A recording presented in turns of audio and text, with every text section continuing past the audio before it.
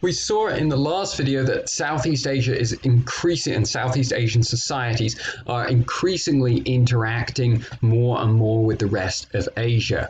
And around 500 BC, this expanding trade across the Indian Ocean increases social interaction and social influence from the rest of Asia within the region of Southeast Asia.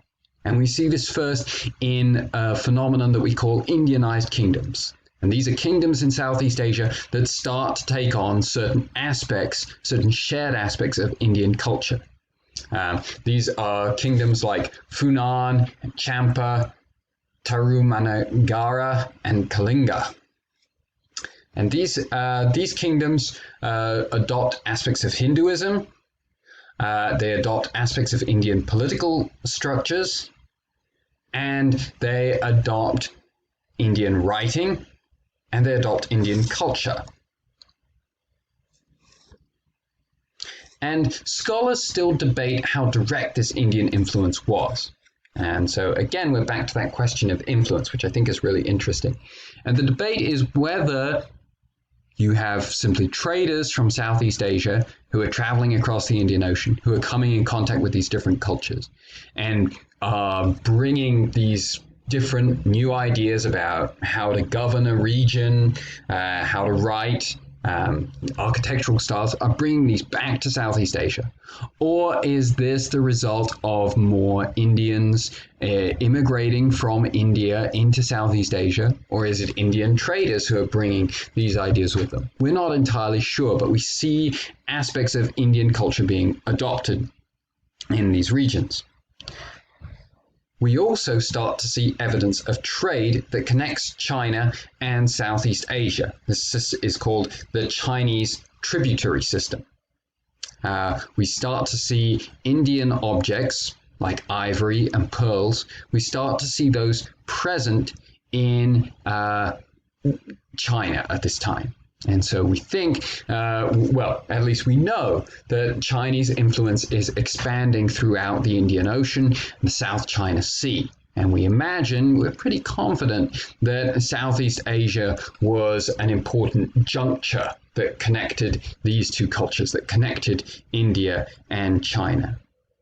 And so we see this Chinese tributary system emerge, which is a loose system of trade and tribute paid to China. So it's not an empire, but there's an understanding and an acceptance of Chinese preeminence. Sorts of access that China has to the economies of these countries speaks to a certain amount of control. Again, not direct rule, but simply an acknowledgement of Chinese supremacy. Chinese, for example, are getting the best of the trade deals. Kingdoms are paying tribute to the Chinese government for the privilege of trading with China. So it's an expansion of Chinese influence and Chinese power in that way, but not an expansion of direct Chinese political power. So these are the different ways the two most influential and most powerful civilizations in Asia, India and China, are shaping the development of Southeast Asia. The other great influence in Southeast Asian history that emerges during this time is the development of Buddhism. Buddhism begins to arrive in Southeast Asia during the reign of Ashoka. And we talked about Ashoka in our study of Indian history. We talked about how Ashoka is the Mauryan emperor who adopts Buddhism, and that he develops and improves the infrastructure of India in order to, we think, primarily in order to solidify his political control of the region, but that at the same time, this supports his efforts to spread Buddhism. Because Buddhist monks use the improved road network that he creates in order to reach and spread Buddhism to different parts of India. And we see this as well with Southeast Asia.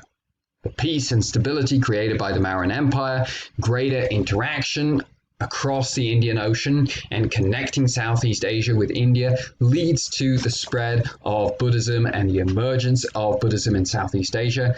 And we even start to see some areas where Theravada Buddhism, which is kind of the opposite of Mahayana Buddhism, Remember, Mahayana Buddhism is the sort of Buddhism that emphasizes Buddha as a god. But Theravada Buddhism in that sense is more of a philosophy. It's more of a system of practices rather than a system of ritual and worship. So Theravada Buddhism becomes increasingly prominent and increasingly popular in Southeast Asia.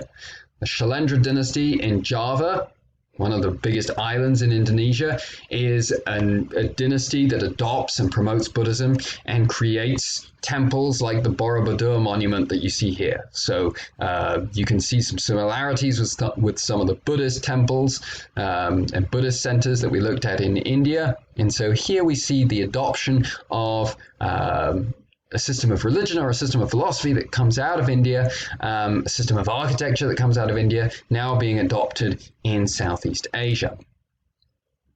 So those are the main events of ancient Southeast Asian history.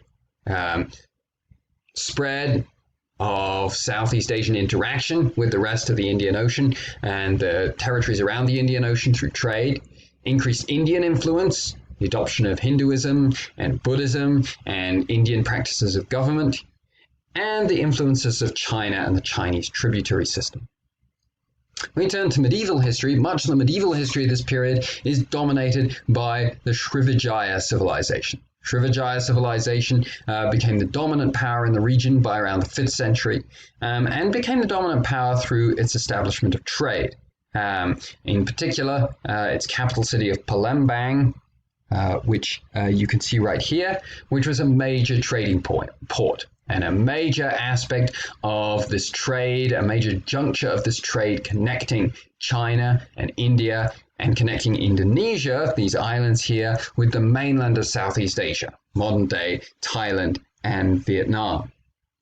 And it was in the 6th century that merchants began to sail here to avoid the monsoons in the Indian Ocean, navigate a safer passage between India and China, and the city and this culture and civilization became wealthy as a result of this increased trade and interaction. And this remained the case for the next 4 centuries. After that, we see some advances in navigational science, which means that this port is no longer as necessary. It means that merchants and sailors are able to navigate the Indian Ocean, are able to navigate from India to China without necessarily having to come to Palembang. And so this means that the influence and power of the Srivijaya Empire declines, and even that the Chola dynasty from southern India defeats the empire and carries out destructive raids on the city of Palembang as we enter the 10th and 11th centuries. And Srivijaya will remain important, but it'll remain kind of first among equals rather than a sort of predominant power. We also have the Solendra Dynasty in Java, another important dynasty that promotes Buddhism through the creation of buildings like the Siwu Temple that you can see in the bottom right here. We also have remains like this copper plate here, which shows that there is trade going on with the Philippines at this time. So that's slightly further to the east. And this area on the periphery of Asia, is now becoming incorporated into this trading network that connects India, China, Southeast Asia. When we look at the mainland, I'm just going to introduce you to some of the major political powers. The Khmer Empire is the most important political power until about the 15th century. And then we see the development of some other kingdoms, Daivet and Champa. We find these in modern-day Vietnam, and the Sukhothai and Ayutthaya kingdoms in Thailand. So this is the situation by around 1100. Actually, yes, I think that's fair to say. By this time, we've also seen the other major development of medieval history in the history of Southeast Asia, and that is the emergence of Islam. And so by around the 8th century, we start to find evidence that Muslims and the religion of Islam are starting to penetrate Southeast Asia.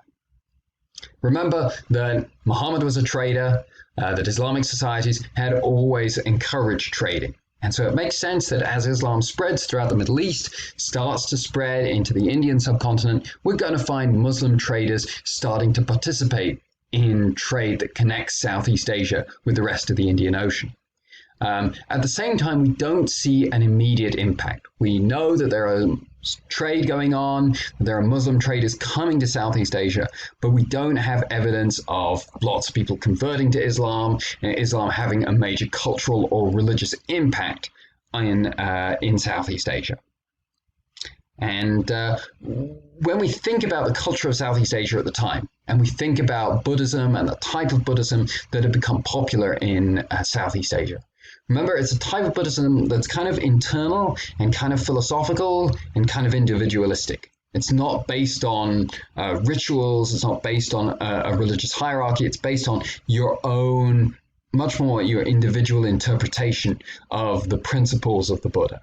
And so the adoption of a major religion like Islam with very strict behavioral codes, it doesn't seem particularly consistent with the culture of Southeast Asia at the time. And that's perhaps the reason why Islam doesn't take off immediately in the region. This approach to religion in this region is more introverted and more personalized. People have suggested that as China and India become more exposed to Islam, take on more aspects of Islam, more converts to Islam, that these are actually the sources of increased Islamic influence in Indonesia.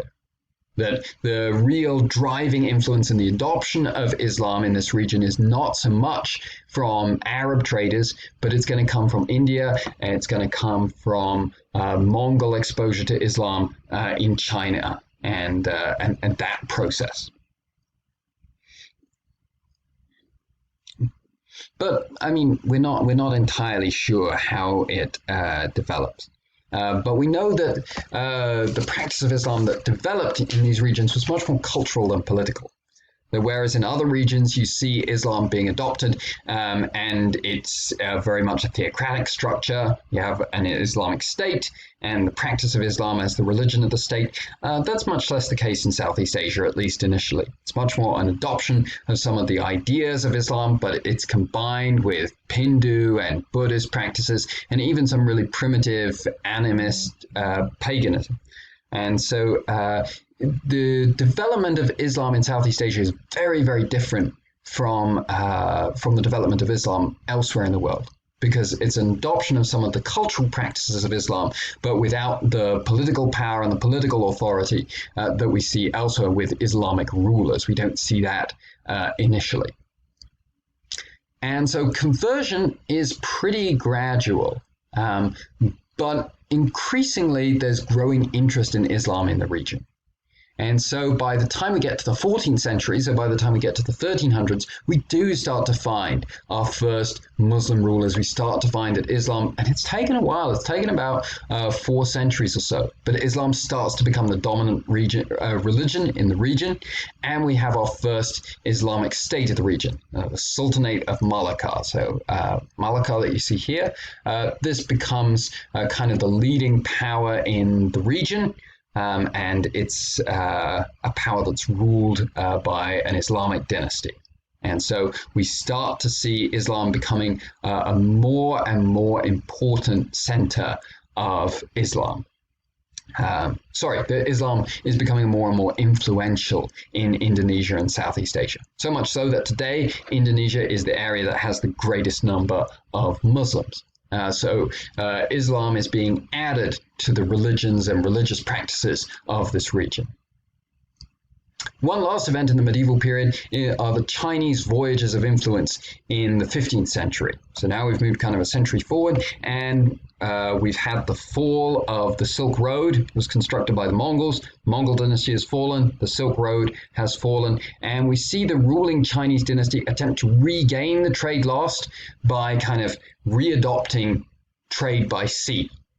And so we have a series of voyages over this 25-30-year period that are led by the great explorer Zheng He, in which we have huge Chinese fleets with huge vessels. You can see a replica that's been built here that sail around the Indian Ocean, that sail to East Africa and to India, and show off the strength and influence of China. But around 1450, these voyages halt. and China once again takes a more isolationist approach to Southeast Asia.